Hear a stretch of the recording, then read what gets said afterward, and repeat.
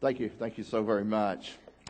Last week, as we began our journey through the silent person of Christmas, we looked at Joseph, and we looked at some things about him that were pretty interesting, or at least I thought that they were, as he walked with God and walked with Mary through this experience that we celebrate today.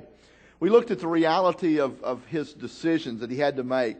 We looked at the unwelcome nightmare that Joseph found.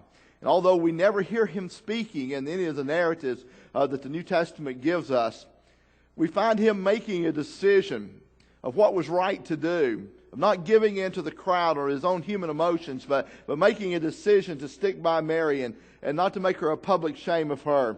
It was an unwelcome nightmare. I mean, it was a terrible thing.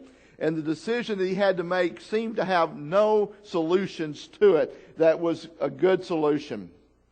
But then we saw that decision had a great central part of our faith involved in that, because his decision was made through his righteous mercy, the kind of mercy that God extended to all of us, and that while we were yet sinners, Christ died for us. Today we're going to move along just a little bit further in another aspect of Joseph's life in the Christmas story. We want to look not just at how he dealt with the mercy that he touched Mary with and the life of his life, but we also want to look at the aspect of redemptive faith. Notice, as we talked about last week, we never hear a word from Joseph. We hear the angels proclaiming that Jesus was being born. We hear the wonderful thing of Mary singing her song in praise for what God was doing. We even hear the wise men later talking about this one, that they had seen his star in the east and how they had come to worship him. We hear the shepherds, as they were the first ones to arrive upon the scene, willing to praise, and were even told to go tell the story of what was happening. But Joseph, we hear nothing verbally from him in any of the Christmas stories.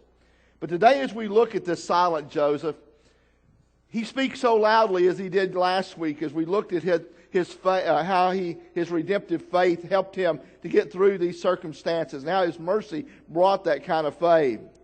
When we look at this, it is a faith, and as we begin to try to define faith, it's very difficult to do. But this is a faith that causes us to trust God irregardless. Matter of fact, one of the greatest passages in all of the New Testament tells us that our life without faith and everything that we'll ever do, without really true faith in God and doing it for the right reasons, in living for God and going out and stepping beyond the ability that we have to do something that we can't imagine that we could have ever done. And I think if you had asked Joseph before this experience, he would have certainly said that.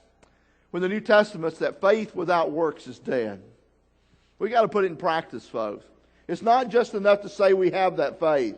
Because if we use this faith and we trust God with our life, and we trust Him with our hope, and we trust Him not just with that ideal that one day when we stand before God, we're going to be able to enter into heaven. But when it becomes a daily practice in our life, and we live our life based upon our faith in God and believing that He can help us and help us to understand what we need to do. When we live with that kind of faith, it is called putting our faith into practice. And when we practice our faith, you know what the Scripture tells us? Just like in Joseph's life, when we live by faith and we live our life practicing faith, we will arrive at the promise, folks. That's where we're going.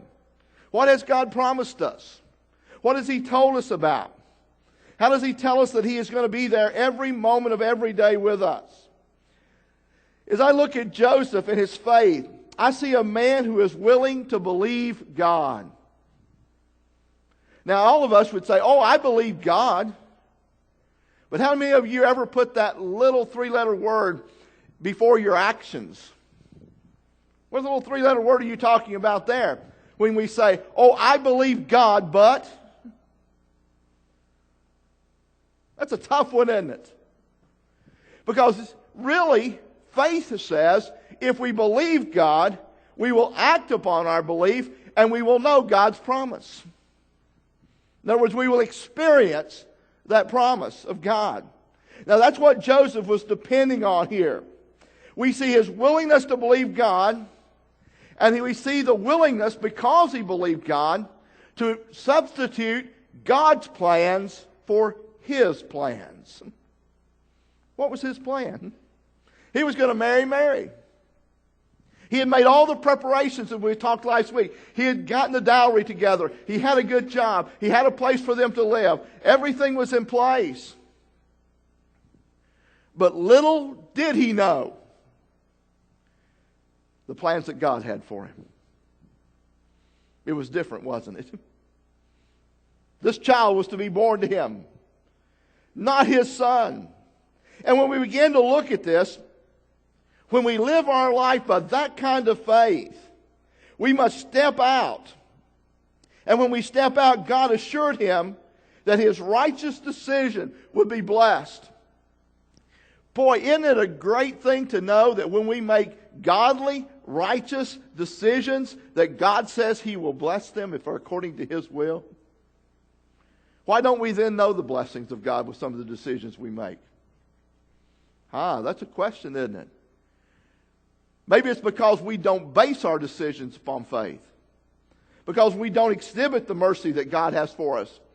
And we're making those decisions on what we believe is best for us. But God reminds Joseph as he begins this process, and as he steps out by faith, He gives him a glimpse of His plan. And boy, that is great.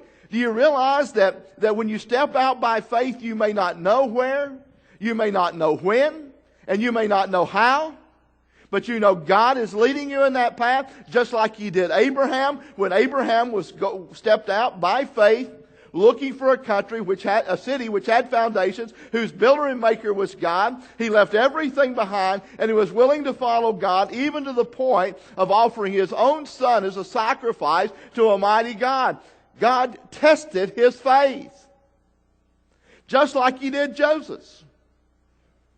But when Joseph stepped out by faith, you know what God did? The first thing He did in this Christmas narrative is that God reminded Joseph of His very unique plans for him. Boy, isn't that great? God has a plan for you. Do you believe that? I do. I believe God has a blessing for you and a plan for you. And if you'll follow His plan, you will know His will. And you will know His blessings. And as He began to do that, here it was. Matter of fact, if you look at the passage scripture that was read this morning, whenever finally God spoke to Joseph, He hadn't done this up until this point in the unique circumstances it was there. He had told Mary about it. Mary was in turmoil. She had found out that she was pregnant, and here she was. And Joseph had found it out, and all of these things were. But finally, after he made the righteous choice of mercy, God spoke to Joseph. And look what it says. But after he had considered these things, God's messenger, an angel of the Lord, suddenly appeared to him in a dream, saying, Joseph, son of David. You say, well, that's not too outstanding. He called him by his name. He did, absolutely. But not did He only call him by his name, He called him by the name of a legacy of a promise, folks. David, King of the Jews. You're a descendant of David, He said.